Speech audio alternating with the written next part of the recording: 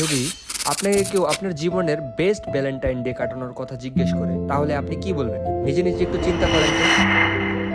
আর আমাকে যদি কেউ জিজ্ঞেস করে জীবনে উপভোগ করা সব থেকে সেরা একটা ভ্যালেন্টাইন ডের কথা, তাহলে আমি কি বলবো জানেন? চলেন তাহলে আপনাদেরকে শোনাই।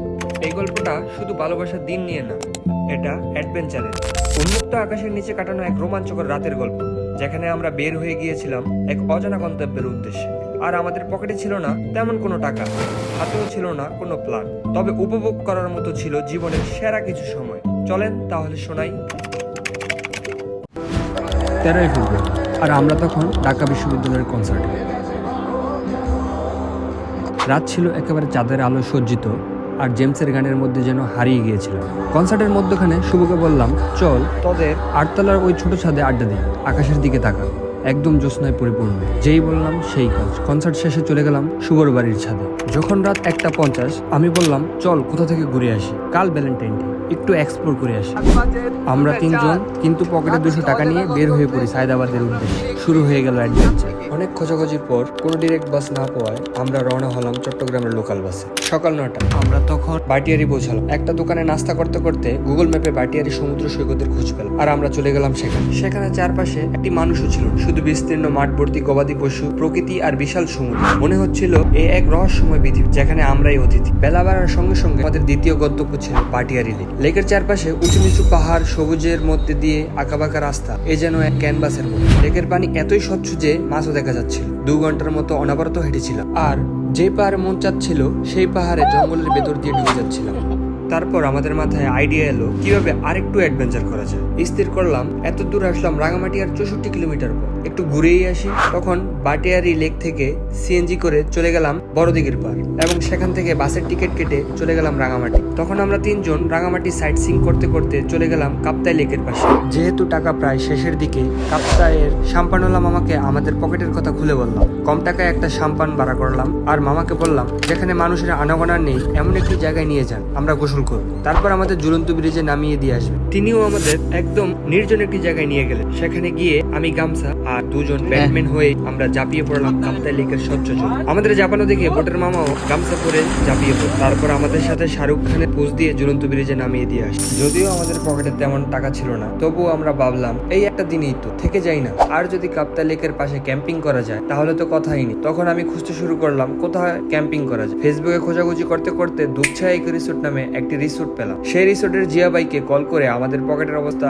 বলার পর খুব কম টাকায় ক্যাম্পিং এর ব্যবস্থা করে দিলেন তিনি। তারপর ঝুলন্ত ব্রিজ পার হয়ে সিএনজি করে চলে গেলাম কামিলাছড়া দুপছায়া ইকো রিসোর্ট। যাত্রাপথে আমাদের গন্তব্যে পৌঁছাতে পৌঁছাতে প্রায় রাত 8টার মতো বেজে যায়। সিএনজিওয়ালা মামা অনেক কষ্ট করে আমাদের গন্তব্যে পৌঁছে দিলেন। রিসোর্টে পৌঁছানোর পর পরিচয় হলো কিরণ ব্যাস, যিনি আমাদের রাতে বারবিকিউর আয়োজন করে দিয়েছিলেন। একবার ভাবুন তো, কোনো প্ল্যান ছাড়াই পাহাড়ে জ্যোৎস্নার আলোতে গিটার বাজিয়ে গান গাইতে গাইতে বারবিকিউ খাচ্ছেন আপনার কিছু পাহাড়ি বন্ধুর সঙ্গে। হয়তো আপনাদের কাছে এটা খুবই সাধারণ শোনাচ্ছে, কিন্তু যে কোনো আনপ্ল্যান অ্যাডভেঞ্চার আনন্দই আলাদা। এই পর্ব শেষে তাঁবুতে গিয়ে দেখি আমাদের জন্য খুব সুন্দর করে বিছানা করা হয়। তখন রাত প্রায় 2টা। আমরা আড্ডা দিতে দিতে ঘুমিয়ে পড়লাম। রাত 4টার দিকে আমি শুভকে ডেকে তুললাম সূর্য উদয় দেখতে। তারপর ক্যাম্প থেকে বের হয়ে হেমকে শুয়ে শুয়ে ভোরের পরন্ত জ্যোৎস্না দেখতে দেখতে সূর্য উদয় দেখলাম। তারপর রিসোর্টটা একটু ভালো করে ঘুরে দেখলাম, কারণ রাতে যখন আমরা এখানে এসেছিলাম অন্ধকারে তেমন কিছুই দেখতে পাইনি। তারপর বেরিয়ে পড়লাম টং দোকানের খোঁজে। অনেকটা পথ পাড়ি দিয়ে একটা টং দোকানে গিয়ে চা খেয়ে ফেরার পথে দেখলাম শিউলি ফুল আর বড়ই বাগান।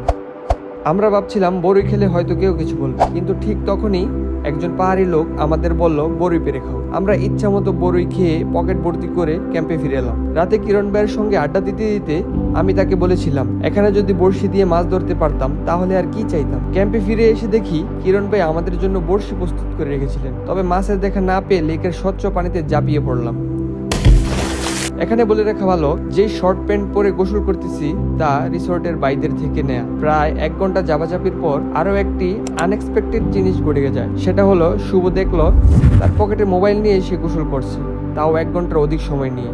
এবং তার পরিণতি অবশ্যই ফোনটি চালু হচ্ছিল না। গোসল শেষে খাবার খেতে বসলাম রিসোর্টের বাঁশের মাচালের উপর, আর শেষের এই সুন্দর মুহূর্ত উপভোগ করতে থাকলাম। খাবার শেষে রিসোর্ট থেকে বিদায় নিয়ে আবার বেরিয়ে পড়লাম নতুন এক অজানা গন্তব্যের দিকে। হাঁটতে হাঁটতে কোথায় যাচ্ছিলাম তা কেউ জানতো না। রাস্তায় সিএনজি পেয়ে চলে গেলাম কাপ্তায় বাজার কর্ণফুলী বিদ্যুৎ কেন্দ্রে। তখন আমাদের পকেট প্রায় শূন্য। কি করা যায় কিছুই বুঝতে পারছিলাম না। বসে পড়লাম গামছা নিয়ে, কারণ বাসায় ফিরতে তো টাকা লাগবে। তারপর এক ভিক্ষুক আমাদের কাছ থেকে এসে টাকা চাইতে শুরু করলো। আমি বুঝলাম এভাবে তো আমাদের কিছুই হবে না। এরপর ভাবলাম যদি ট্রাকে করে চট্টগ্রাম ফিরতে পারি তবে কেমন হয়। অবশেষে এক ট্রাক ড্রাইভার আমাদের চট্টগ্রাম পর্যন্ত নিয়ে যেতে রাজি হয়। যাওয়ার পথে এমন অসাধারণ সুন্দর রাস্তা যা ভাষায় বোঝানোর মতো না। ডান পাশে পাহাড়, বাম পাশে বিশাল নদী এবং নদীর পরে আবার পাহাড়। এভাবে সৌন্দর্য উপভোগ করতে করতে আমরা চট্টগ্রাম পৌঁছে গেলাম। চট্টগ্রাম পৌঁছানোর পর আবার মাথায় বিশাল চিন্তা আসলো, ঢাকা যাবার টাকা পাবো কোথায়। রেল স্টেশন বসে ভাবলাম ট্রেনের উঠে টিটিকে সব বললে হয়তো মাফ করে দিতে পারে। তারপর খবর পেলাম চট্টগ্রাম মেল ট্রেনে। খুশিতে ট্রেনে উঠলাম, তবে এত একটা বাজে ট্রেন তা আপনি কল্পনা করতে পারবেন না। কিন্তু আমাদের তো আর কিছু করার ছিল না। পরে টিকিট ছাড়াই মেল ট্রেনে করে ঢাকায় ফিরে এলাম। এই ছিল আমাদের অ্যাডভেঞ্চার। সত্যিকারের অ্যাডভেঞ্চার মানে শুধু দূরে কোথাও যাওয়া নয়, বরং অনিশ্চয়তার মধ্যে নিজেকে হারিয়ে ফেলার সাহস রাখা। আমাদের এই যাত্রা প্রমাণ করে জীবনের সেরা মুহূর্তগুলো প্ল্যান করে আসে না, সেগুলো তৈরি হয় সাহস, বন্ধুত্ব আর অজানা পথে ঝাঁপিয়ে পড়ার ইচ্ছা থেকে। টাকা না থাকলেও অভিজ্ঞতা অর্জনের ক্ষুধা থাকলে সব বাধাই কেমন যেন তুচ্ছ হয়ে যায়। এটাই জীবন, এটাই সত্যিকারের বেঁচে থাকা।